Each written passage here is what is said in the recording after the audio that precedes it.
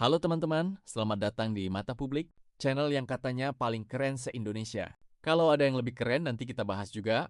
Siapkan dulu secangkir kopi, karena hari ini kita akan mengupas satu isu yang ramai dibicarakan. Rupiah kembali menguat terhadap dolar Amerika Serikat. Sekilas ini terdengar seperti kabar baik. Tapi muncul pertanyaan, kalau rupiah menguat, mengapa harga kebutuhan sehari-hari belum terasa lebih murah? Siapa yang sebenarnya diuntungkan? Dan apakah masyarakat benar-benar merasakan manfaatnya? Mari kita bahas. Rupiah menguat berarti kita membutuhkan rupiah yang lebih sedikit untuk membeli $1.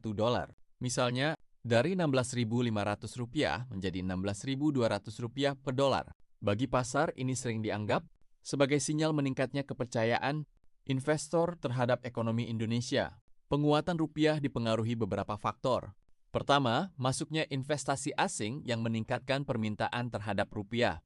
Kedua, sentimen global mentasuk kebijakan suku bunga Amerika Serikat.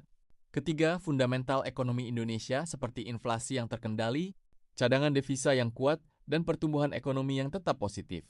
Lalu siapa yang paling diuntungkan? Importir menjadi salah satunya.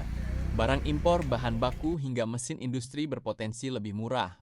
Perusahaan yang memiliki utang dalam dolar juga memperoleh keuntungan karena beban pembayarannya menjadi lebih ringan. Namun mengapa harga barang belum turun? Karena nilai tukar hanyalah salah satu faktor.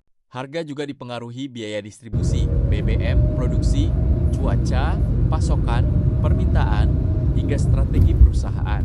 Jadi rupiah menguat hari ini tidak otomatis membuat harga sembako turun besok. Di sisi lain, eksportir perlu berhati-hati. Ketika rupiah menguat, hasil penjualan dalam dolar akan bernilai lebih kecil saat dikonversi ke rupiah. Jika berlangsung lama, daya saing produk Indonesia di pasar internasional juga bisa menurun. Bagi masyarakat, manfaatnya memang tidak langsung terasa. Tetapi dalam jangka panjang, biaya impor bahan baku bisa turun, tekanan inflasi berkurang, dan beberapa produk berpotensi memiliki harga yang lebih stabil. Semua itu membutuhkan waktu.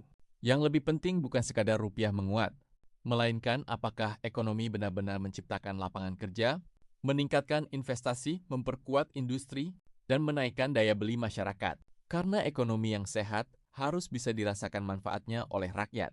Jadi penguatan rupiah merupakan sinyal positif, tetapi bukan tujuan akhir. Yang terpenting adalah apakah kondisi ini mampu meningkatkan kesejahteraan masyarakat secara nyata. Sebab ekonomi bukan hanya soal angka di layar, melainkan tentang kehidupan yang semakin baik. Kalau menurut Anda, apakah penguatan rupiah sudah mulai terasa di daerah Anda? Apakah harga barang mulai turun atau masih sama? Tulis pendapat Anda di kolom komentar. Jangan lupa like, subscribe, dan aktifkan lonceng notifikasi agar tidak ketinggalan analisis ekonomi, politik, dan isu publik terbaru hanya di Mata Publik. Saya pamit undur diri, sampai jumpa di video berikutnya. Jangan lupa subscribe, like, dan bunyikan lonceng notifikasinya.